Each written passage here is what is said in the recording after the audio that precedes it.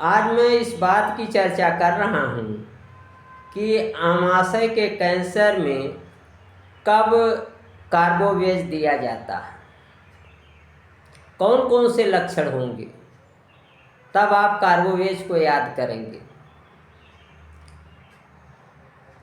आमाशय में, स्टमक में बहुत अधिक, अत्यधिक गैस वायु भरी हो और इस गैस वायु के कारण स्टमक बहुत ही फुल और टेंस हो, बिल्कुल आमाशय भरा हुआ हो, ठसा हुआ हो। साथ ही साथ अगर इस अफरे के कारण, आमाशय के अफरे के कारण, आमाशय में गैस वायु बनने के कारण अगर अत्यधिक दर्द हो, और सबसे बड़ा कीनोट सिम्टम इसका यह है कि आमाशय में अगर गैस वायु के कारण दर्द हो रही हो, अत्यधिक दर्द हो रही हो और वह लेटने पर बढ़ जा रही हो, अर्थात रोगी ज्यों ही लेटने की कोशिश करे त्यों ही दर्द बढ़ जाए और रोगी जो है उठ के बैठ जाए, घूमने लगे।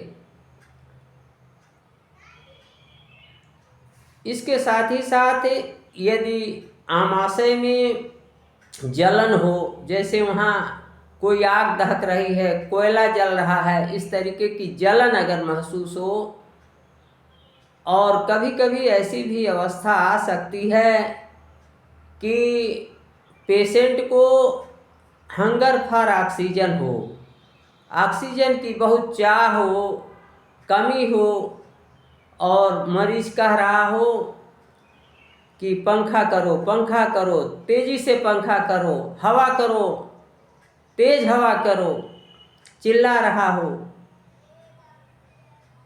तो अगर ये सब लक्षण हैं तो साधारण अपच से लेकर के सिंपल इंडाइजेशन से लेकर के कैंसर तक स्टमक का कुछ भी हो तो वो कार्बोवेज से ठीक होगा।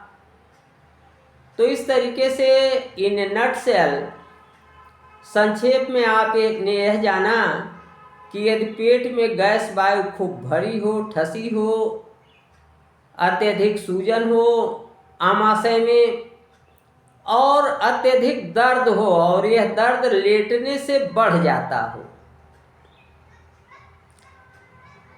इसके अतिरिक्त पेट में जलन भी हो सकती है और हंगर फॉर ऑक्सीजन हो सकती है।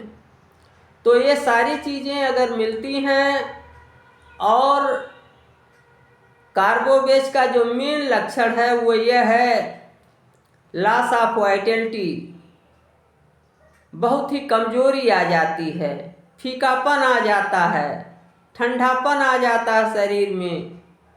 तो जनरल सिम्टम्स भी हैं। तो निश्चित रूप से साधारण अपच से लेकर के आमाशय के कैंसर तक कुछ भी हो तो उसकी होम्योपैथिक दवा कार्बोवेज होगी। इस कार्बोवेज को आप 30 और 200 शक्ति में, पावर में प्रयोग कर सकते हैं। आज बस इतना ही। नमस्कार, मैं डॉक्टर प्रेम नारायण।